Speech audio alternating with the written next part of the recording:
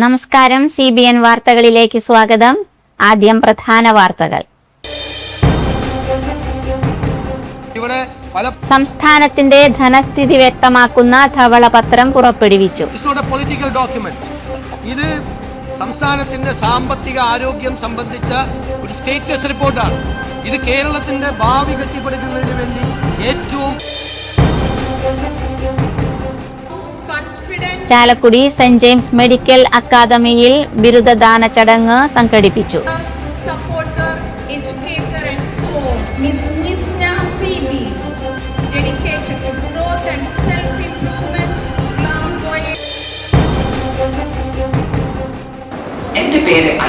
കുട്ടികളുടെ ഏതു ചോദ്യത്തിനും ഉടനടി മറുപടി നൽകുന്ന റോബോട്ട് അധ്യാപികയെ അവതരിപ്പിച്ച് അങ്കമാലി വിശ്വജ്യോതി സ്കൂൾ.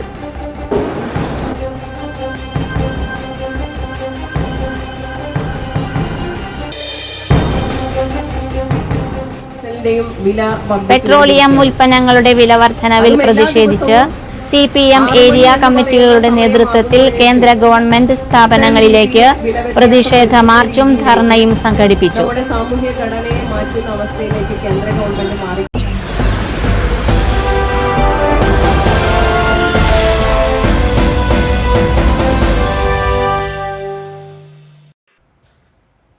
വാർത്തകൾ വിശദമായി. സംസ്ഥാനത്തിന്റെ ധനസ്ഥിതി വ്യക്തമാക്കുന്ന ധവളപത്രം പുറപ്പെടുവിച്ചു. സംസ്ഥാനത്തിന്റെ ധനസ്ഥിതി മെച്ചപ്പെടുത്തുന്നതിനായി പൊതുമേഖലാ സ്ഥാപനങ്ങളിൽ ഉൾപ്പെടെ സമഗ്ര പരിഷ്കരണമാണ് ധവളപത്രത്തിൽ നിർദ്ദേശിച്ചിരിക്കുന്നത്. സപ്ലൈകോയുടെ നഷ്ടം നികത്താൻ ബീവറേജ് കോർപ്പറേഷനുമായി ലയിപ്പിക്കണം. ഉപഭോക്തൃ നിരക്കുകൾ വഴി ചെലവുകൾ തിരിച്ചുപിടിക്കാൻ കഴിയാത്ത പൊതുജന സേവനങ്ങൾക്ക് പൂർണ്ണ സബ്സിഡി നൽകണം. KSEB സ്വയം പര്യാപ്തമാകണം. തന്ത്രപ്രധാനമല്ലാത്ത പൊതുമേഖലാ സ്ഥാപനങ്ങളുടെ ഓഹരി വിറ്റഴിക്കുകയോ സ്വകാര്യവൽക്കരിക്കുകയോ വേണം തുടങ്ങിയ നിർദ്ദേശങ്ങളാണ് ധവളപത്രത്തിൽ മുന്നോട്ട് വെച്ചിട്ടുള്ളത്.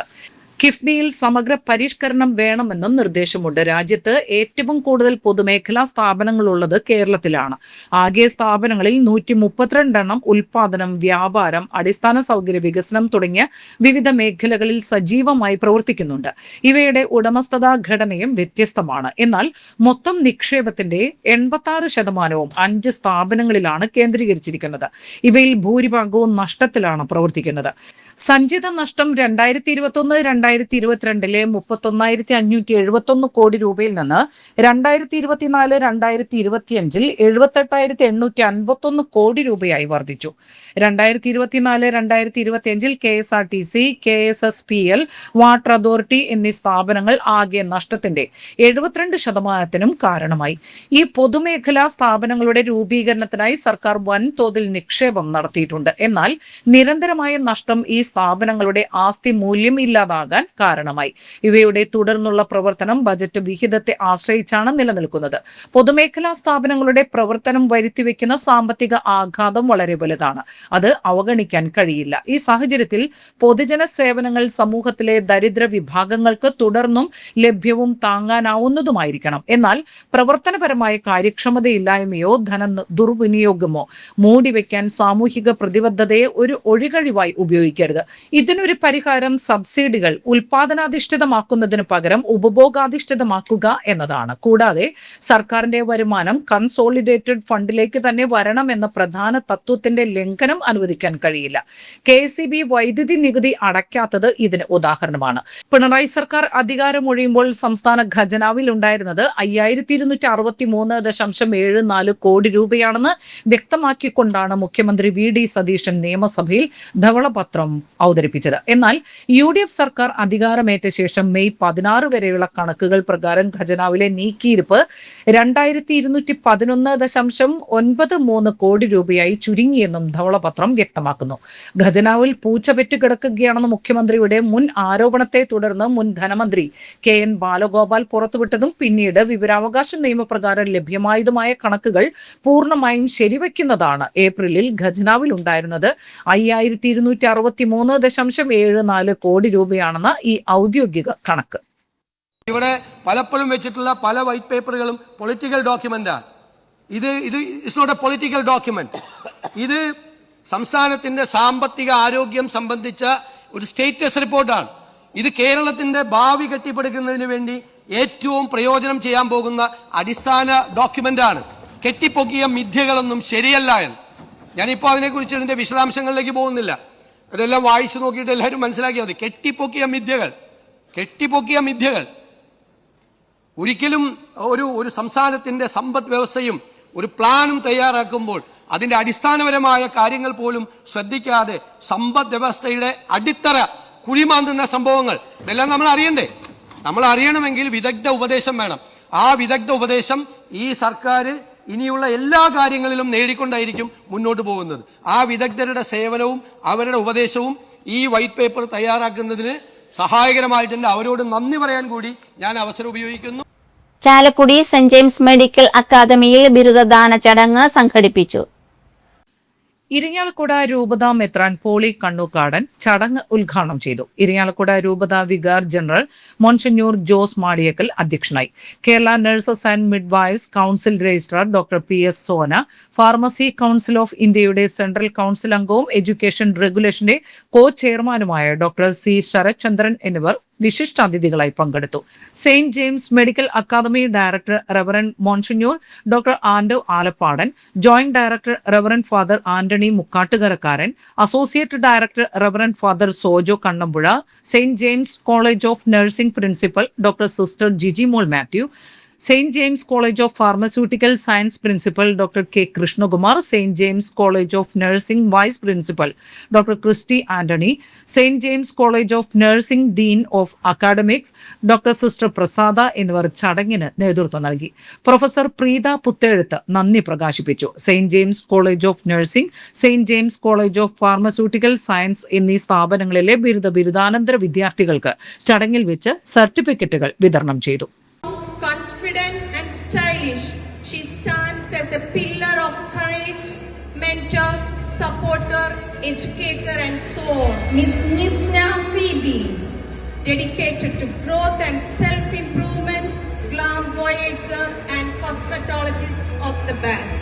Miss Sandra Sajiv, beauty in tradition, she captivated audiences through her outstanding performances. Mr. Sharon Shaju, a college entrepreneur, the problem shooter of the batch. Miss Shia Jason, with charm in her voice and optimism in her heart, she strengthened others with positivity. Miss Nehal Shaju, a creative visionary, independent and focused. Miss Neha Stephen, quietly dedicated and deeply grateful learner. She led by example. Miss Sojai Endi, grounded in values and driven by sincerity, beacon of faith. Miss Sona Benson, capturing precious memories through her camera while serving quietly. Thank you, His Excellency. With great honor, I invite pharmacy and their beloved parents. Now I am presenting the highlights, academic highlights of the both colleges. First, I am presenting the St. James College of Nursing. The college is affiliated to Kerala University of Health Sciences. It is recognized by Indian Nursing Council and the Kerala Nursing Council. And this course studentship 2025 and the community outreach extension activities in order to fulfill Chaipankuzhi സർക്കാർ UP സ്കൂളിലെ പ്രധാനാധ്യാപകനെ നിയമിക്കണമെന്ന് ആവശ്യപ്പെട്ട് കാരുണ്യ social working group ഭാരവാഹികൾ വിദ്യാഭ്യാസ വകുപ്പ് മന്ത്രിക്ക് നിവേദനം നൽകി. പ്രധാനാധ്യാപകന്റെ തസ്തിക ഒഴിഞ്ഞുകിടക്കുന്നതിനാൽ ഇത്തവണ സ്കൂൾ ബസിന്റെ ഫിറ്റ്നസ് സർട്ടിഫിക്കറ്റ് എടുത്തിട്ടില്ലെന്നും നല്ല നിലവാരത്തിൽ പ്രവർത്തിച്ചിരുന്ന സ്കൂളിന്റെ നിലവാരം തന്നെ താഴോട്ടുപോയ നിലയിലാണെന്നും അതിനാൽ തന്നെ 7ാം തരം പാസ്സായ കൂടുതൽ വിദ്യാർത്ഥികൾ സ്കൂളുകളിലേക്ക് TC വാങ്ങിപ്പോയതായും നിവേദനത്തിൽ പറയുന്നു.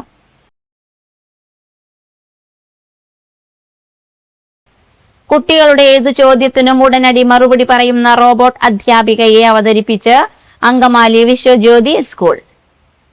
ഐറിസ് എന്നാണ് അധ്യാപികയുടെ പേര്. നിർമ്മിത ബുദ്ധി, സാങ്കേതിക വിദ്യ ഉപയോഗിച്ച് പ്രവർത്തിക്കുന്ന റോബോട്ടാണ് ഐറിസ്. കുട്ടികളുടെ ആശയവിനിമയ ശേഷിയും സംവദിക്കാനുള്ള കഴിവും വർദ്ധിപ്പിക്കാൻ ലക്ഷ്യമിട്ടാണ് റോബോട്ട് അധ്യാപികയെ ഉപയോഗപ്പെടുത്തുന്നതെന്ന് school principal father Jaison Parappally പറഞ്ഞു. ഒഴിവു സമയങ്ങളിലും ഏതെങ്കിലും അധ്യാപിക ഇല്ലാതെ വരുന്ന സമയങ്ങളിലുമെല്ലാം ഇനി പകരം അധ്യാപികയായി ക്ലാസ്സിലെത്തുക ഐറിസ് ടീച്ചറായിരിക്കും. വ്യക്തിഗത പഠന പദ്ധതികൾ സൃഷ്ടിക്കുക, അസൈൻമെന്റുകൾ ഗ്രേഡ് ചെയ്യുക, വിദ്യാർത്ഥികൾക്ക് തത്സമയ ഫീഡ്ബാക്ക് നൽകുക തുടങ്ങിയവയ്ക്ക് അധ്യാപകരെ സഹായിക്കുകയാണ് ഐറിസ് ചെയ്യുക. മനുഷ്യ അധ്യാപകരും സാങ്കേതിക വിദ്യയും തമ്മിലുള്ള സഹകരണം കൂടുതൽ കാര്യക്ഷമവും കൃത്യവുമാകുന്നതോടെ പഠന നിലവാരം മെച്ചപ്പെടും.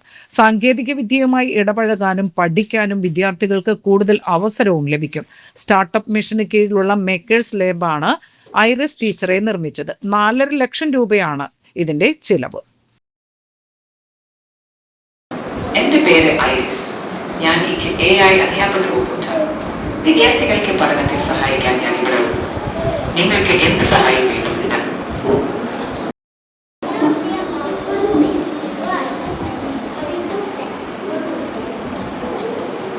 I don't have a moving mouth, but I use clear speech to communicate with you. I generate the words you hear in my facial features like a head and arms.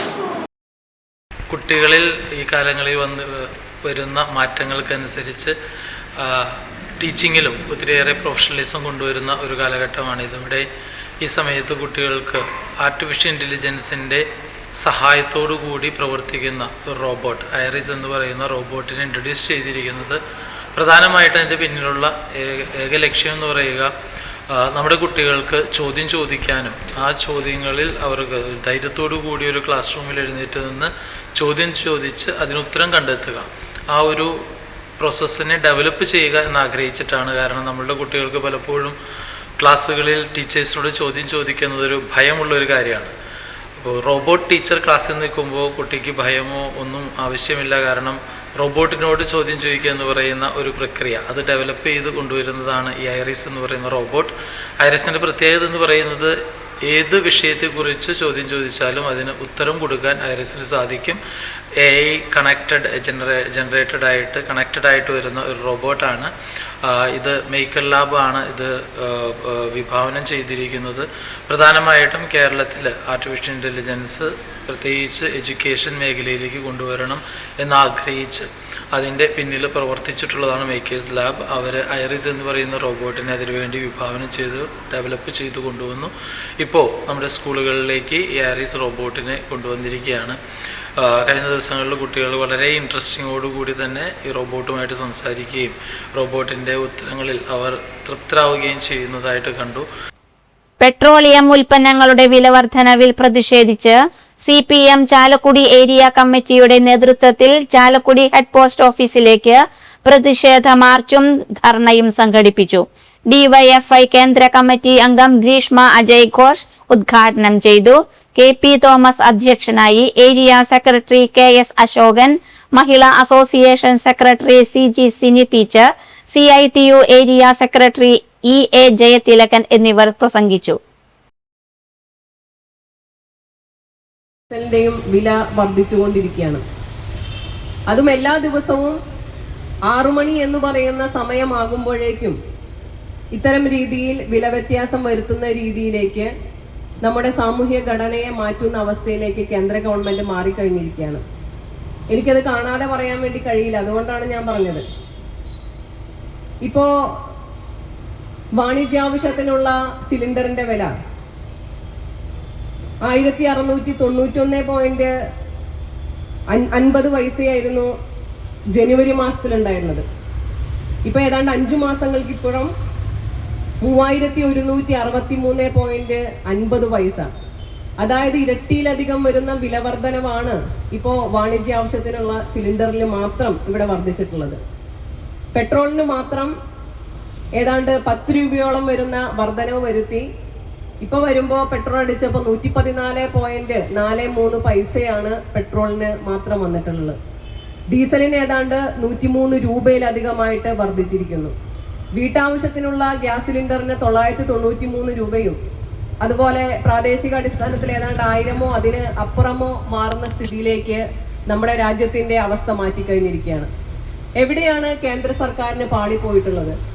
കേന്ദ്ര സർക്കാർ എപ്പോഴും പറഞ്ഞുകൊണ്ടിരിക്കുന്നത്, ഇപ്പോഴും നരേന്ദ്രമോദി പറയുന്നത്, ജനങ്ങൾ നിങ്ങളുടെ ആവശ്യങ്ങളെല്ലാം തന്നെ ചുരുക്കൂ, നിങ്ങൾ ദരിദ്ര ജനതയാണ്, നിങ്ങൾ മുണ്ടുമുറുക്കിയെടുത്ത് നടക്കൂ എന്ന് പറയുന്നതായിട്ടുള്ള ഇതേ നരേന്ദ്രമോദി തന്നെ ഇത് പറഞ്ഞതിന്റെ പിറ്റേ ദിവസമാണ് നേരെ ഇറ്റലിക്ക് വെച്ചുപിടിച്ചത്.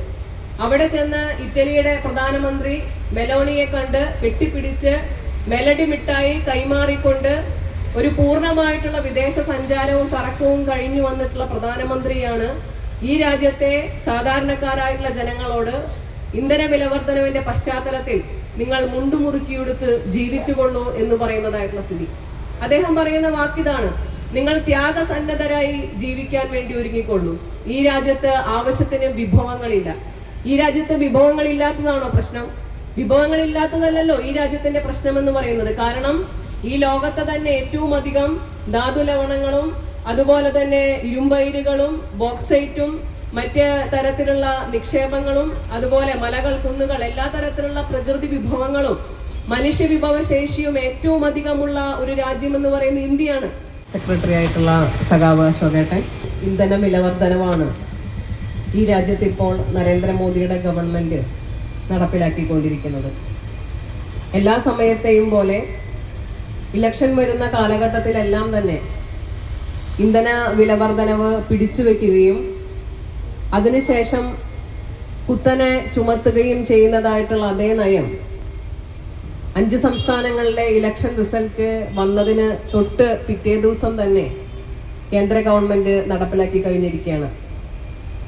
മുമ്പൊക്കെ നമുക്ക് പെട്രോളിന് 2 രൂപ കൂടി അല്ലെങ്കിൽ 1 രൂപ കൂടി എന്നൊക്കെ പറയാൻ വേണ്ടി കഴിയുന്ന സ്ഥിതിയുണ്ടായി.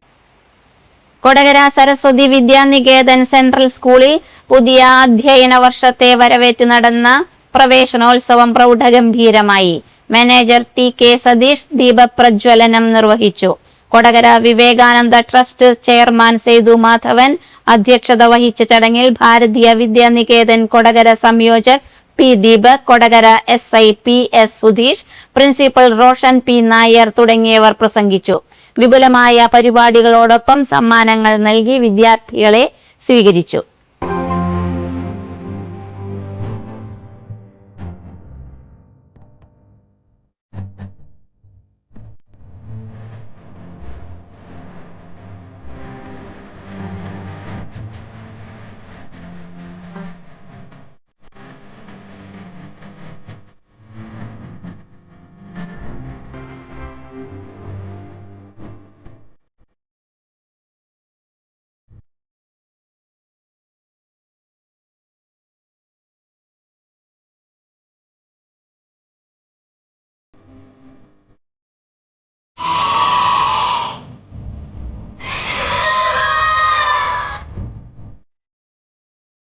പെട്രോളിയം ഉൽപ്പന്നങ്ങളുടെ വില വർധനവിൽ പ്രതിഷേധിച്ച് CPM-ന്റെ നേതൃത്വത്തിൽ അങ്കമാലി പോസ്റ്റ് ഓഫീസിലേക്ക് പ്രതിഷേധ മാർച്ചും ധർണയും സംഘടിപ്പിച്ചു.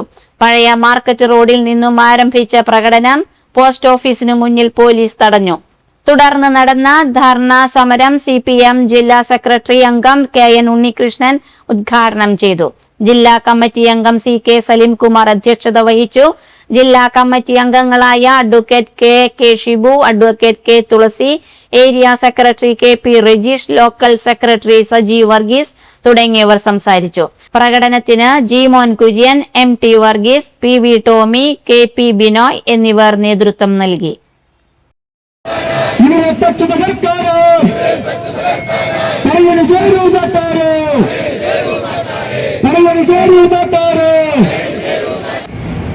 സ്വാഗത പ്രാസംഗികൻ പറഞ്ഞതുപോലെ നമ്മുടെ രാജ്യത്ത് വൻതോതിലുള്ള വിലക്കയറ്റം സൃഷ്ടിക്കുന്ന കേന്ദ്ര സംസ്ഥാന ഗവൺമെന്റുകളുടെ നിലപാടുകൾക്കെതിരായിട്ടാണ് ഇന്ന് CPIM കേരളത്തിൽ അതിൻ്റെ ജില്ലാ കേന്ദ്രങ്ങളിലും എല്ലാ ഏരിയ കേന്ദ്രങ്ങളിലും കേന്ദ്ര ഗവൺമെന്റ് ഓഫീസുകളുടെയും പൊതുസ്ഥലങ്ങളിലും ഇതുപോലുള്ള മാർച്ചും ധർണയും സംഘടിപ്പിച്ചിട്ടുള്ളത്. ജീവിതമാകെ തകരുമ്പോൾ കോർപ്പറേറ്റുകളുടെ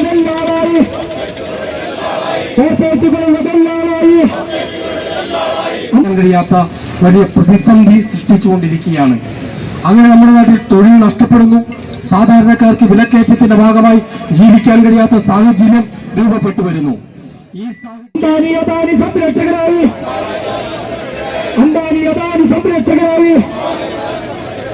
ജനങ്ങളെയാകെ കൊള്ളയടിക്കാൻ മോദി ഭരണം മാറുന്നു. മലങ്കര മൾട്ടി സ്റ്റേറ്റ് ക്രെഡിറ്റ് സൊസൈറ്റിയുടെ കസ്റ്റമർ ഫെസിലിറ്റേഷൻ സെന്റർ ചാലക്കുടിയിൽ പ്രവർത്തനം ആരംഭിച്ചു. ആനമല ജംഗ്ഷനിൽ ചൂരക്കായി കോംപ്ലക്സിൽ ഫസ്റ്റ് ഫ്ലോറിലാണ് കസ്റ്റമർ ഫെസിലിറ്റേഷൻ സെന്റർ പ്രവർത്തനം ആരംഭിച്ചത്. ചാലക്കുടി ബ്രാഞ്ചിന്റെ ഉദ്ഘാടന ചടങ്ങിൽ പങ്കുചേരാൻ എത്തിച്ചേർന്ന എല്ലാവരെയും ഞാൻ ഈ നിമിഷം ഹൃദയപൂർവ്വം സ്വാഗതം ചെയ്യുന്നു. മലങ്കര ക്രെഡിറ്റ് സൊസൈറ്റിയുടെ 32ാമത് CFC ആയ ചാലക്കുടി CFC ഔപചാരികമായി ഉദ്ഘാടനം നിർവഹിക്കുന്നതിനായി Chalakudy municipality chairperson Shrimati Alice ഷിബുവിനെ ഞാൻ സാദരം ക്ഷണിക്കുന്നു. ചാലക്കുടി നഗരസഭ അധ്യക്ഷ ആലി ഷിബു ഉദ്ഘാടനം ചെയ്തു. ഫാദർ ആന്റണി വടക്കേക്കര ആശീർവാദ കർമ്മം നിർവഹിച്ചു. സൊസൈറ്റി ചെയർമാൻ ജിസോ ബോബി അധ്യക്ഷനായി. നഗരസഭ പ്രതിപക്ഷ നേതാവ് ജിൽ ആന്റണി, നഗരസഭാ councillor Nitha Ajeesh, merchants association president Joy Moothedan, society secretary Vijay Sebastian എന്നിവർ സംസാരിച്ചു.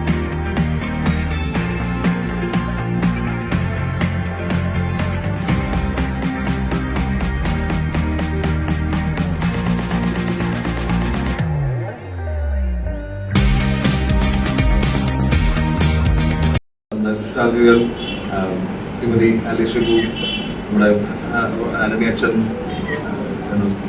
ജിൽ ആന്റണി, നിത അജീഷ്, ജോയ് ചേട്ടനൊക്കെ വന്നതിൽ നിങ്ങളുടെ കയറിയ സമയത്ത് നമുക്ക് വേണ്ടി ഒരു സമയം വന്നത് തന്നെ വലിയ കാര്യം.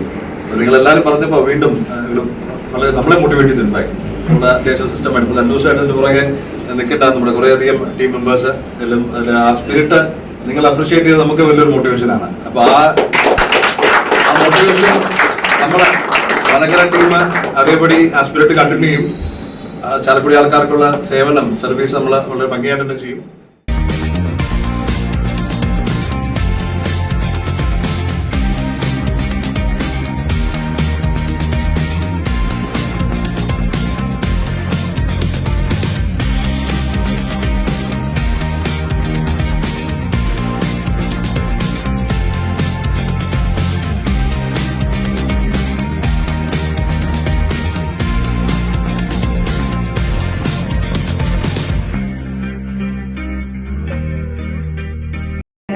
പിന്നെ എൻ്റെ ഈ വാർഡിൽ ഇതുപോലൊരു ധനകാര്യ സ്ഥാപനം വന്നതോടൊപ്പം തന്നെ ഒരു ചാരിറ്റിയും കൂടെ അതിൻ്റെ കൂട്ടത്തിൽ വന്നതിൽ എനിക്ക് വളരെയധികം സന്തോഷമുണ്ട്.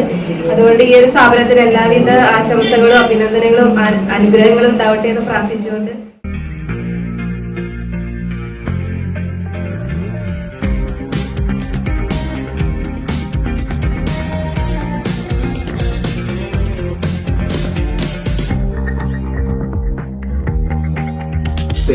So our chairman vision and Malangara vision is planting 1 crore plant across wherever we are there. So we are going to give a lot of plants tomorrow. So please be there.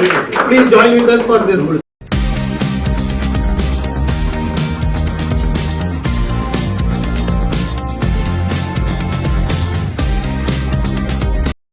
നിങ്ങൾക്ക് എല്ലാവർക്കും നല്ല ഒരു പ്രഭാതം ആശംസിക്കട്ടെ. സാധാരണ ഇങ്ങനെ പറയാറുണ്ട്, സേവനമാണ് സ്നേഹത്തിന്റെ മുഖം. ചാലക്കുടിയിലും പരിസര പ്രദേശങ്ങളിലുമുള്ള സാമ്പത്തികമായ ആവശ്യങ്ങൾ വരുന്ന ജനങ്ങളെ സഹായിക്കാനായി ഒരു സേവന രംഗം മലങ്കര ക്രെഡിറ്റ് സൊസൈറ്റി ഒരു പുതിയ ബ്രാഞ്ച് ചാലക്കുടിയിൽ ആരംഭിക്കുന്നു എന്നുള്ളത് തീർച്ചയായും വലിയ സന്തോഷമാണ്. ഞാൻ ചിലപ്പോഴെങ്കിലുമൊക്കെ അർത്ഥസംഖ്യയിലാകാനുള്ള ഒരു കാര്യമാണ്. ആശുപത്രി വെച്ചിരിക്കാനും അതുപോലെ ആശുപത്രിക്ക് ആശംസ പറയാനും വേണ്ടി വിളിക്കുമ്പോൾ എന്ത് പറഞ്ഞ് പ്രാർത്ഥിക്കും? കൂടുതൽ രോഗികൾ ഉണ്ടാകട്ടെ എന്ന് പറഞ്ഞ് പ്രാർത്ഥിക്കാൻ പറ്റിയല്ലോ എന്ന് പറയുന്നത് പോലെ എന്താണ് ഒരു ധനകാര്യ സ്ഥാപനത്തിൽ അച്ഛന് പങ്ക് അല്ലെങ്കിൽ അച്ഛന്റെ റോള് എന്ന് വേണമെങ്കിൽ കാണുന്നവർക്ക് ചിന്തിക്കാം.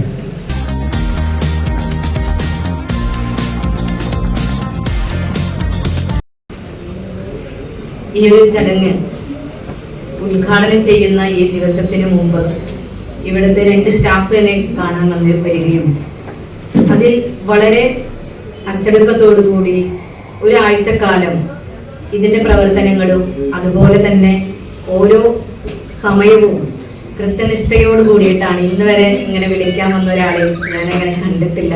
ആദ്യമായിട്ടാണ് നിതിന്റെ നേതൃത്വത്തിലുള്ള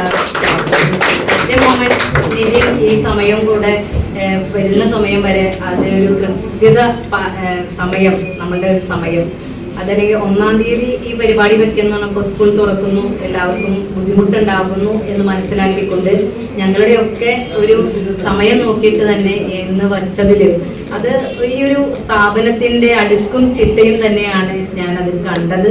അപ്പൊ എങ്ങനെയെങ്കിലും ഒരു പരിപാടി നടത്തുകയല്ല, വളരെ സിസ്റ്റമാറ്റിക് ആയിട്ട് ഈ സ്ഥാപനം മുന്നോട്ട് പോകുന്നു എന്നതിൻ്റെ ഒരു ലക്ഷണമായിട്ടാണ് എനിക്കത് കണ്ടത്. എല്ലാ സ്റ്റാഫിനെയും ഇതിന് നേതൃത്വം കൊടുക്കുന്ന ഈ ക്രെഡിറ്റ് സൊസൈറ്റിയുടെ മുഴുവൻ CEO ഉൾപ്പെടെയുള്ള എല്ലാവരെയും ഈ അവസരത്തിൽ ഞാൻ അഭിനന്ദിക്കുന്നു.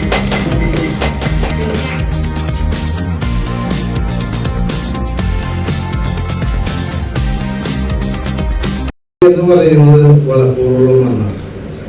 അത് എന്ത് നന്നായി നട്ടാലും അത് ചാലക്കുടിക്കാര് സ്വാഗതം ചെയ്യാറുണ്ട്.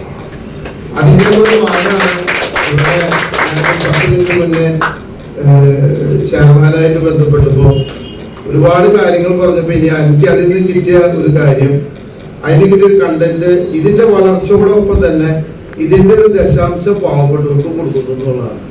അത് വലിയൊരു കാര്യം തന്നെ. ഇവിടെ ഇപ്പൊ ചെയർമാനായാലും പ്രതിപക്ഷ നേതാവായാലും വാർഡ് ഞങ്ങൾ ഒരുപാട് സ്ഥാപനങ്ങളിൽ ഉദ്ഘാടനത്തിനൊക്കെ പോകും. പക്ഷെ ഇങ്ങനെ ഒരു എനർജിക് ആയിട്ടുള്ള ഒരു സ്റ്റാഫിനെ സ്റ്റാഫുകളെ ഞങ്ങൾ ആദ്യമായിട്ട് കാണാറുണ്ട്.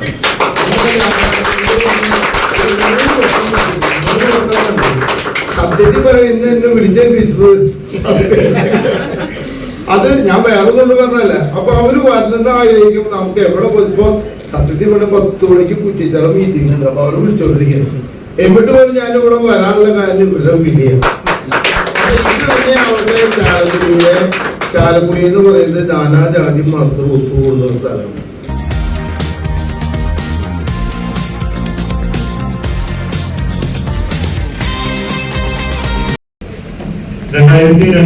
Multi state cooperative societies act പ്രകാരം രജിസ്റ്റർ ചെയ്തിട്ടുള്ള കേരളത്തിലും തമിഴ്നാട്ടിലും കർണാടകത്തിലും അങ്ങനെ 3 സംസ്ഥാനത്തിൽ പ്രവർത്തനാനുമതിയുള്ള ഒരു multi state cooperative credit category സൊസൈറ്റിയാണ് Malankara credit society.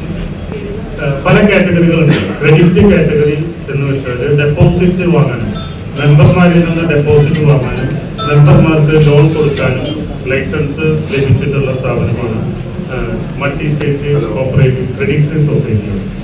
Malankara credit society 2009 register ചെയ്ത് ഇപ്പോൾ 2026 ഏകദേശം 32ാമത്തെ ബ്രാഞ്ചാണ് ഞങ്ങൾ ഇപ്പോൾ ചാലക്കുടിയിൽ ഇനോഗ്രേറ്റ് ചെയ്യുന്നത്. ലാസ്റ്റ് ഇയറിലും 2024-25 വർഷത്തിലും മലങ്കര ക്രെഡിറ്റ് സൊസൈറ്റി 6% ഡിവിഡൻഡ് മെമ്പർമാർക്ക് നൽകിയിട്ടുണ്ട്. ഇന്ന് മൾട്ടി സ്റ്റേറ്റ് കോപ്പറേറ്റീവ് സൊസൈറ്റികളിൽ ഒരു ബാങ്ക് പ്രവർത്തിക്കുന്ന പോലെ, ഒരു ഷെഡ്യൂൾഡ് ബാങ്ക് പ്രവർത്തിക്കുന്നത് പോലെ എല്ലാ പ്രൊഡക്റ്റുകളും ചെയ്യുന്ന ഒരു സ്ഥാപനമാണ് മലങ്കര.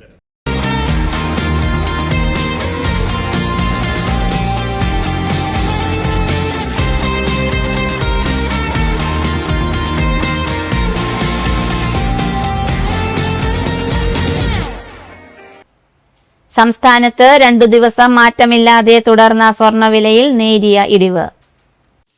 പവന് 80 രൂപയാണ് കുറഞ്ഞത്. 1,14,480 രൂപയാണ് ഒരു പവൻ സ്വർണത്തിന്റെ വില. ഗ്രാമിന് ആനുപാതികമായി 10 രൂപയാണ് കുറഞ്ഞത്. 14,310 രൂപയാണ് 1 ഗ്രാം സ്വർണത്തിന്റെ വില. പശ്ചിമേഷ്യൻ സംഘർഷം കനക്കുന്നതും ഇറാൻ അമേരിക്ക സമാധാന കരാർ യാഥാർത്ഥ്യമാകുന്നത് അനിശ്ചിതമായി നീളുന്നതും എണ്ണ വിതരണത്തെ ബാധിച്ചേക്കുമെന്ന ഭീതിയിലാണ് ലോകം. ഇതിനെ തുടർന്ന് കഴിഞ്ഞ ദിവസം എണ്ണവില ഗണ്യമായി വർദ്ധിച്ചിരുന്നു. നിലവിൽ ഇന്ത്യ മുഖ്യമായി ആശ്രയിക്കുന്ന ബ്രന്റ് ക്രൂഡിന്റെ വില ബാരലിന് $97 മുകളിലാണ്. ഇതടക്കമുള്ള വിഷയങ്ങളാണ് സ്വർണ്ണവിലയെ സ്വാധീനിക്കുന്നത്. ജനുവരി 29 രേഖപ്പെടുത്തിയ 1,31,160 രൂപയാണ് സ്വർണ്ണവിലയിലെ റെക്കോർഡ്. ഡിസംബർ 23 പവൻ വില ആദ്യമായി 1 ലക്ഷം കടന്നത്. കേന്ദ്ര സാംസ്കാരിക വകുപ്പിന്റെ സഹകരണത്തോടെ പത്മഭൂഷൺ കുഴൂർ നാരായണ മാരാർ ഫൗണ്ടേഷൻ സംഘടിപ്പിക്കുന്ന വാദ്യോപാസന 2026 പെരുമ്പാവൂരിലും തിരുവില്ലാമലയിലുമായി നടക്കുമെന്ന് ഭാരവാഹികൾ വാർത്താ സമ്മേളനത്തിൽ അറിയിച്ചു. പെരുമ്പാവൂർ വടകുറ്റി ബ്രാഹ്മണ സമൂഹം ഹാളിലാണ് ആദ്യ പരിപാടി. 7-ന് ഞായറാഴ്ച ഉച്ചതിരിഞ്ഞ് 2:30 നടക്കുന്ന ആദ്യ പരിപാടി തൃക്കാംപുരം ജയൻ മാരാർ ഉദ്ഘാടനം ചെയ്യും. ഫൗണ്ടേഷൻ ചെയർമാൻ TI മോഹൻദാസ് അധ്യക്ഷത വഹിക്കും.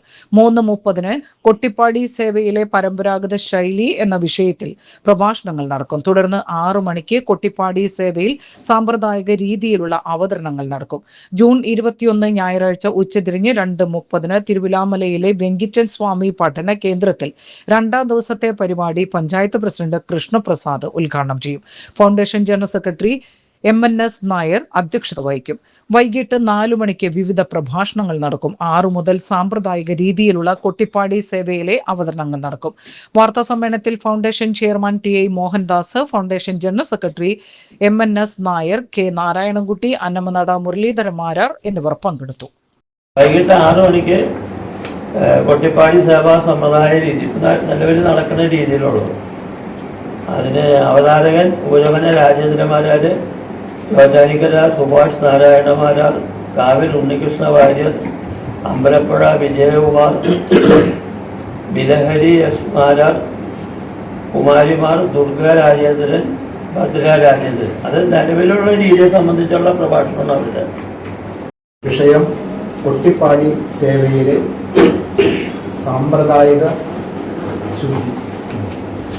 ആ ഒരു കലാരൂപം തന്നെ ഇപ്പോൾ കാലം മുന്നോട്ട് പോയതോടുകൂടി പല രീതിയിലായി വന്നതുകൊണ്ട് പഴയതും പുതിയതുമായിട്ട് അതിൻ്റെ ഒരു പഠനമാണ്. പ്രഭാഷകൻ ശ്രീ NP വിജയകൃഷ്ണൻ, ശ്രീ പയ്യന്നൂർ കൃഷ്ണമണിമായ, കല്ലേക്കുളങ്ങര അച്യുതൻ രാജേന്ദ്രമാരാർ. വാദ്യോപാസന 2026 കുറിച്ച് ശ്രീ കാലടി കൃഷ്ണയിൽ ആണ് പരിചയപ്പെടുത്തുന്നത്. ആശംസാവചനങ്ങൾ ശ്രീ പാലേരി മോഹനൻ, സുപ്രസിദ്ധ സോപാന സംഗീത ഗാനരചയിതാവ് ശ്രീ ദീപു മംഗലം, അംഗം പത്മഭൂഷൺ കുഴൂർ നാരായണ. സംസ്ഥാനത്ത് തെക്കുപടിഞ്ഞാറൻ കാലവർഷം ഉടനെ എത്തിച്ചേരാൻ സാധ്യതയെന്ന് കാലാവസ്ഥാ വകുപ്പ്. ഇതിന് അനുകൂല കാലാവസ്ഥയുണ്ടെന്ന് കാലാവസ്ഥാ വകുപ്പ് സൂചിപ്പിച്ചു. സംസ്ഥാനത്ത് അതിശക്ത മഴയ്ക്ക് സാധ്യതയുണ്ട് എന്നാണ് കാലാവസ്ഥാ വകുപ്പിന്റെ പ്രവചനം. തിരുവനന്തപുരം മുതൽ തൃശൂർ വരെ 8 ജില്ലകളിൽ ഓറഞ്ച് അലർട്ട് പുറപ്പെടുവിച്ചിട്ടുണ്ട്. തിരുവനന്തപുരം, കൊല്ലം, പത്തനംതിട്ട, ആലപ്പുഴ, കോട്ടയം, ഇടുക്കി, എറണാകുളം, തൃശൂർ ജില്ലകളിലാണ് ഓറഞ്ച് ജാഗ്രതാ നിർദ്ദേശം പുറപ്പെടുവിച്ചിട്ടുള്ളത്. പാലക്കാട്, മലപ്പുറം, കോഴിക്കോട്, വയനാട്, കണ്ണൂർ, കാസർഗോഡ് ജില്ലകളിൽ യെല്ലോ അലർട്ടും പുറപ്പെടുവിച്ചു. നാളെ വടക്കൻ ജില്ലകളിലാണ് അതിശക്ത മഴ മുന്നറിയിപ്പ്. തൃശൂർ, പാലക്കാട്, മലപ്പുറം, കോഴിക്കോട്, വയനാട്, കണ്ണൂർ, കാസർഗോഡ് ജില്ലകളിലാണ് വെള്ളിയാഴ്ച ഓറഞ്ച് അലർട്ടുള്ളത്. തിരുവനന്തപുരം, കൊല്ലം, പത്തനംതിട്ട, ആലപ്പുഴ, കോട്ടയം, ഇടുക്കി, എറണാകുളം ജില്ലകളിൽ വെള്ളിയാഴ്ച യെല്ലോ അലർട്ടും പുറപ്പെടുവിച്ചിട്ടുണ്ട്. പ്രധാന വാർത്തകൾ ഒരിക്കൽ കൂടി. സംസ്ഥാനത്തിന്റെ ധനസ്ഥിതി വ്യക്തമാക്കുന്ന ധവളപത്രം പുറപ്പെടുവിച്ചു. ഇത് സംസ്ഥാനത്തിന്റെ സാമ്പത്തിക ആരോഗ്യം സംബന്ധിച്ച ഒരു സ്റ്റേറ്റസ് റിപ്പോർട്ടാണ്. ഇത് കേരളത്തിന്റെ ഭാവി കെട്ടിപ്പടുക്കുന്നതിന് വേണ്ടി ഏറ്റവും. ചാലക്കുടി സെന്റ് ജെയിംസ് മെഡിക്കൽ അക്കാദമിയിൽ ബിരുദദാന ചടങ്ങ് സംഘടിപ്പിച്ചു.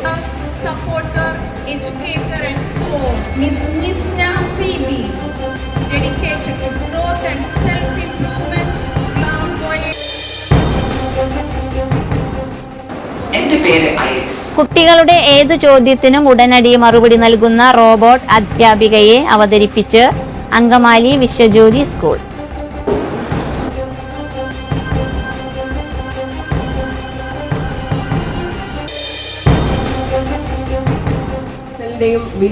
പെട്രോളിയം ഉൽപ്പന്നങ്ങളുടെ വില വർധനവിൽ പ്രതിഷേധിച്ച് CPM ഏരിയ കമ്മിറ്റികളുടെ നേതൃത്വത്തിൽ കേന്ദ്ര ഗവൺമെന്റ് സ്ഥാപനങ്ങളിലേക്ക് പ്രതിഷേധ മാർച്ചും ധർണയും സംഘടിപ്പിച്ചു.